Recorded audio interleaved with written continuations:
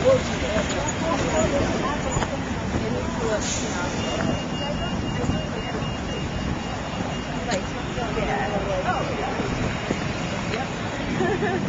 know, I have to.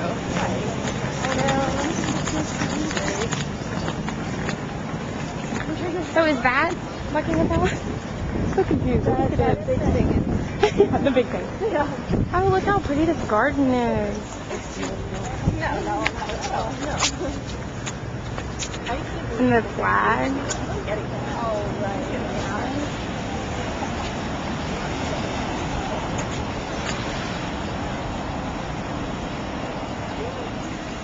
Buckingham Palace.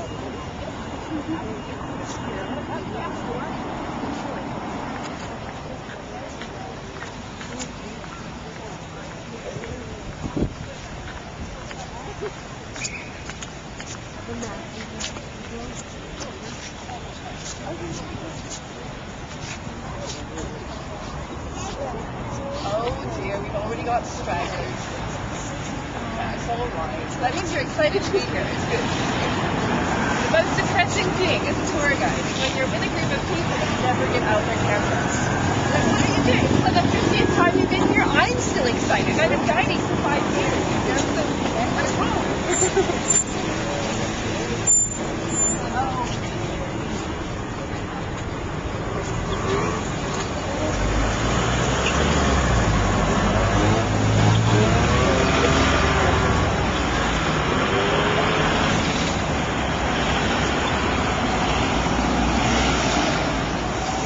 Sorry.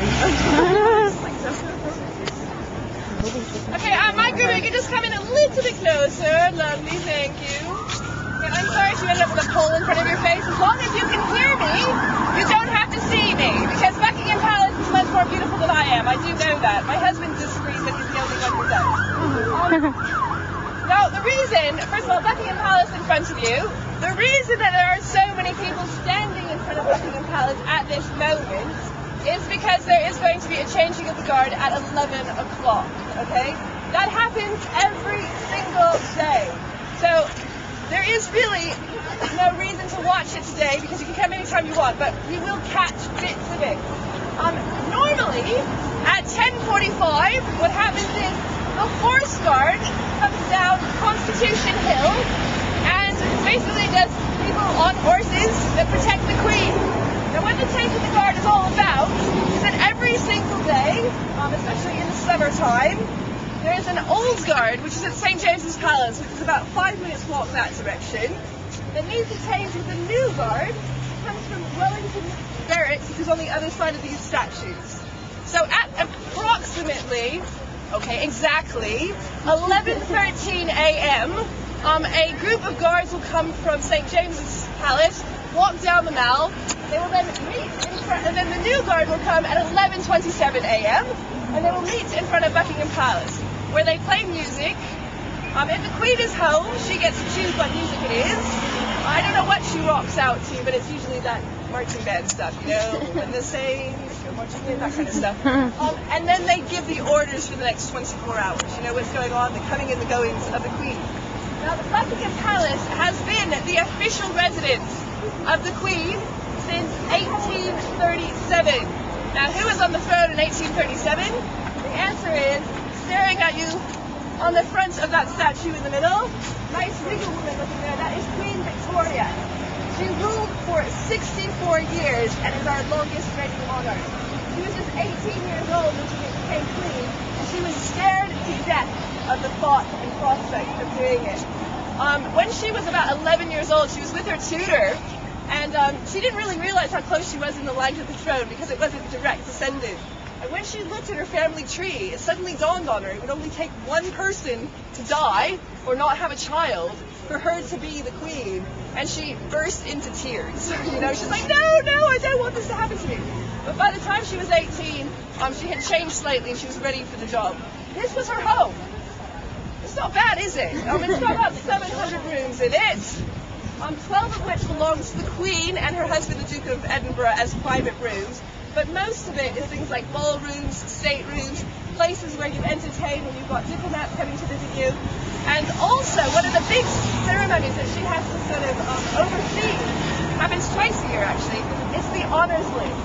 Every year, twice a year, there's about 1,000 people that are honored by the Queen for their service to the country. It could be for anything, environment.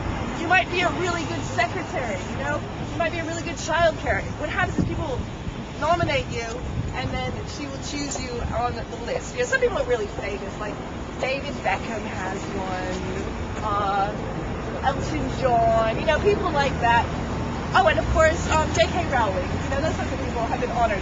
But inside, you get to meet the Queen, get your medal, and off you go. And it's really surprisingly intimate in there because it is a family home as well. So just a brief, very, very brief history of the place is that it used to just be a tiny little house. And back in the 1700s, when we had a king named George III, really remember George III? I hope you do, because he is the one who went completely crazy. The word we use for that is doolally here in England. And he lost America. 1776, he was on the throne. Anyway, he bought this place for his wife. He didn't live in it. It was only for his wife. And their son then decided to make it a bit bigger. Spent £750,000 making it bigger. Now, in today's terms, that's probably like 100 million. It's a crazy amount of money. Now, I was talking about George III mostly so that I could stall a little bit so that we could see the horse carts coming down. So I hope that's worked out for you. They will be coming right in front of you.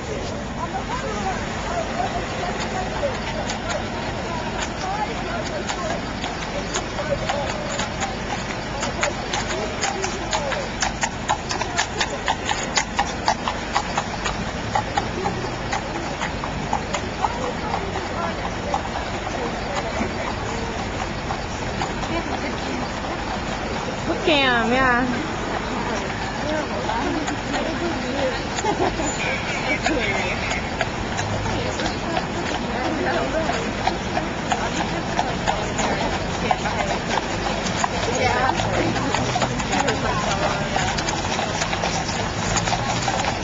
They're all black. Cool.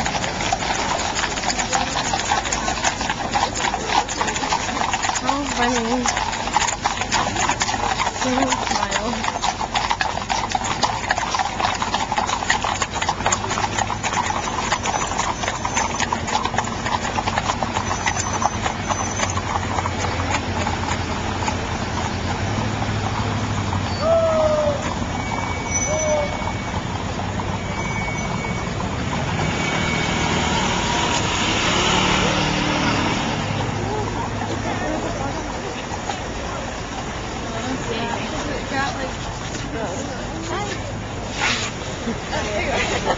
Still videoing.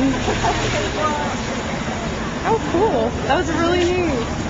They're, I don't know, armor is really shiny. I know one of the horses is like freaking out, and the guy I saw that. can't smile, and they're like.